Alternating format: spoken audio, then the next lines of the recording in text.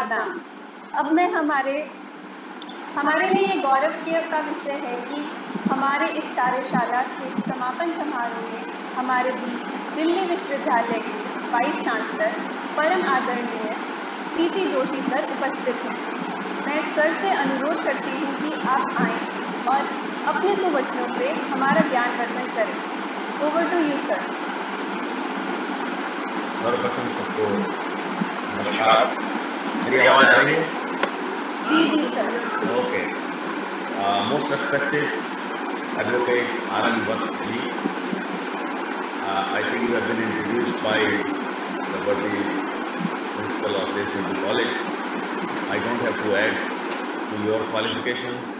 I don't have to add to your capacities. I don't have to add to your vision. It is, I think, a matter of great pride that you are heading. You are the chairperson of the committee, management committee of Deshmukh College, and definitely the college is benefiting with your vision and your experience. Professor T.N. Singh, our keynote speaker for today, I would like to welcome you, sir, that you spare time, and you are one of the very, very well-known expert on Indian philosophy, and I think the participants are going to learn a lot from your vision, from your knowledge. Captain Parminder Sehgal, I also am very glad that you are guest of honor here. You are a very dynamic person and you are looking after various activities of the university, coordinating with different colleges. Professor Rajiv Agrawal ji, the dynamic principal of Deshmukh College. Dr. Aditya, IQAC coordinator. Dr. Ruby Mishra, we heard you. You are the backbone of this program, and I would like to congratulate you that you have been successfully able to conduct such an important program and also got so well-known speakers on various days of this workshop. I would also like to thank Dr. Varsha Baveja, Dr. Alok Kumar, NSS coordinators, Dr. Jagpal Grover, Dr. Monica Sharma, Dr. Robin Sharma, and of course, I would not like to forget the contribution made by very dynamic students, NSS students, starting with Ms. Bhavya Jain, Ms. Kirti Virmani, Mr. Sujit Mishra, Ms. Asha Lakra, Miss Manashwani Rajput. So all of you have really contributed, and this is what is the purpose of organizing a workshop, that there should be active participation and coordination between different people. And this is what NSS actually is all about. NSS is about making students more mature citizens of our country by taking responsibilities. Now, today we are, like my worthy principal, Professor Rajiv Agrawal, informed that we are at the eve of the International Yoga Day, and tomorrow is a big day, and I think I'm busy for the whole day tomorrow because I have to go to one college, other college. And I think this is a gift of India to the world.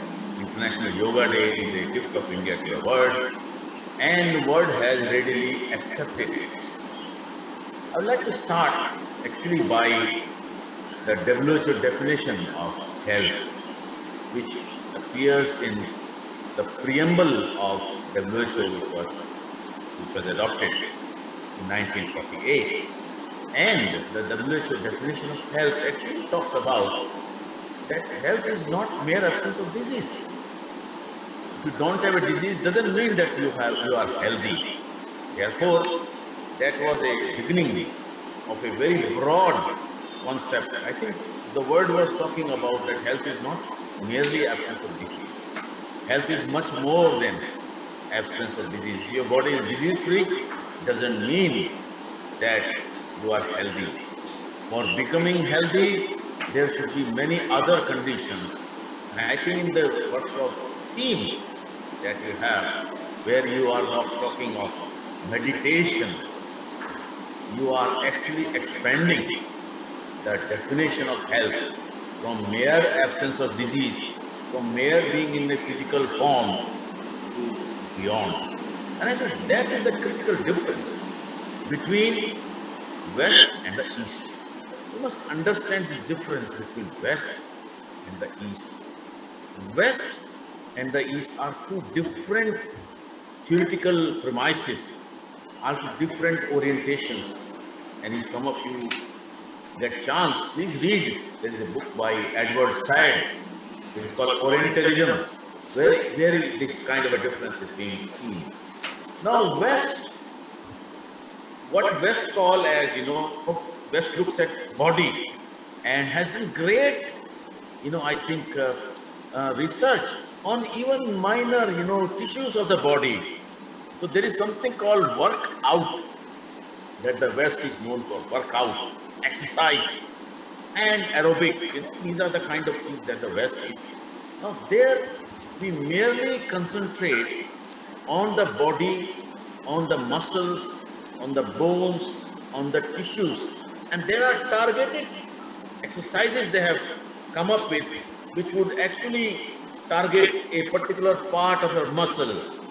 So they have done great, and that is what is Western thought.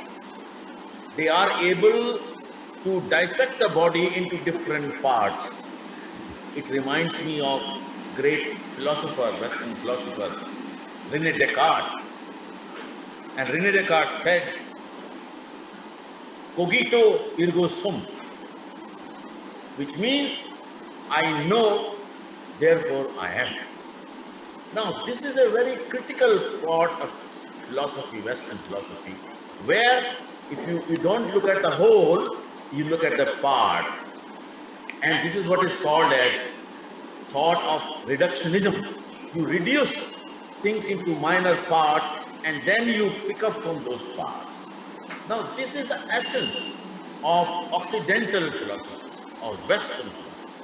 On the other hand, if you come to India, if you come to China, if you come to Japan, if you come to Orient or East, you would find that we do not look things in parts. We look at things in whole. And this is the difference. Look at yoga. You go to China, look at Kung Fu. Look at I Ching. Look at Zen. Look at Karate. You will find that they do not dissect body. Mind is something which is integral part of the body. You cannot separate body from mind. Mind and body go together. In fact, we go to the extent of saying that mind, body and spirit are integral part. They cannot be separated. You may separate them analytically. Now the West is also learning different lessons. There is a, the entire category of disease in the Western scientific classification, which is called somatization.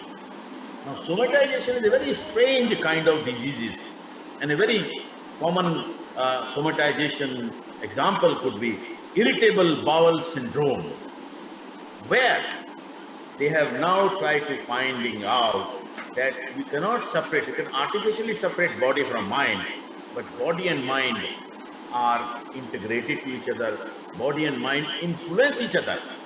And somatization are conditions where the mind is able to influence the body, like irritable bowel syndrome, like chronic headache. They are all conditions where mind and body relationship is exemplified. Now, as I told you that there is a difference between Western thinking and Oriental thinking. And India is a very good example of that, where we are talking of yoga. Yoga is not work out like the West. Yoga is work in. It is work in that yoga is. Not work out, work in. You get inside. Because Indian philosophy says, your body, you are representing the Brahmand. The Brahmand is in you. So go inside. Yoga takes you inside. yoga takes you inside, yoga cleans you from inside. And once you are clean from inside, once you are at peace with you, there will be peace all around. So the peace all around, the word peace, starts from the peace within. And this meditation, these yogic exercises, you are going to then concentrations, you are going to, higher level of tapasya and all those things. They all help you to discover your peace inside and make you a truly world citizen. Vasudha ev Kutumbakam. This feeling that this world is a family can only come if you have peace inside. If you are at war with yourself, you can never realize the meaning of Vasudha ev Kutumbakam. When you say Vasudha ev Kutumbakam, you know that you and others have no difference. Because you have discovered that you are in yoga, you are in union with the world. So all these philosophical ideas that have been given by great sages, that have been given by people, we think that these people, what they were doing, they were going to forests and they were sitting there in tapasya for years and years together. And what they were doing, they were trying to discover what is the purpose of life. Why are we in this world? This was a great question. Why we come to this world and to die and disappear? This is a great question that Indian sages have been trying to discover, and we have got the whole legacy, right from Vedas to Buddhas to Jain, Mahaviras to Guru Nanaks. They never tried to discover why we are here. Yoga helps us in understanding the purpose of life. And that purpose of life, more you try to discover yourself, more you will be able to discover and understand outside. This is a simple Indian philosophy. And I think this is a great, contribution of India to the world. We have had contributed to the philosophical development of Asia. And I'm very proud to say, if you go to any country in the Asia, right from Myanmar to Thailand, to Indonesia, to Brunei, to Philippines, to China, to Japan, to Korea, anywhere you go, you find that there is strength of India's philosophical orientation. And there is strength and acceptance of India's philosophy. And what is that India's philosophy? It is simple, that we are all the same. We all are the same, and we are all part of a family. Vasudha ev Kutumbakam. You must remember, this is a great thing that has been given by India to others. India never tried to convert, India never tried to conquer. But we were able to win over the world by our ideas, by our philosophies, by our sermons. And I think that is the greatest gift that India has given in the 21st century. We are giving the gift of yoga to the world by means of the world accepting 21st of June as the World Yoga Day. I am very happy that Deshbandhu College came up with a very unique workshop, and I am very glad to also know that tomorrow you are having a huge program, and I think that is a great contribution that the university is making to the world. With these words, I once again thank you that you invited me to this program. धन्यवाद sir. अब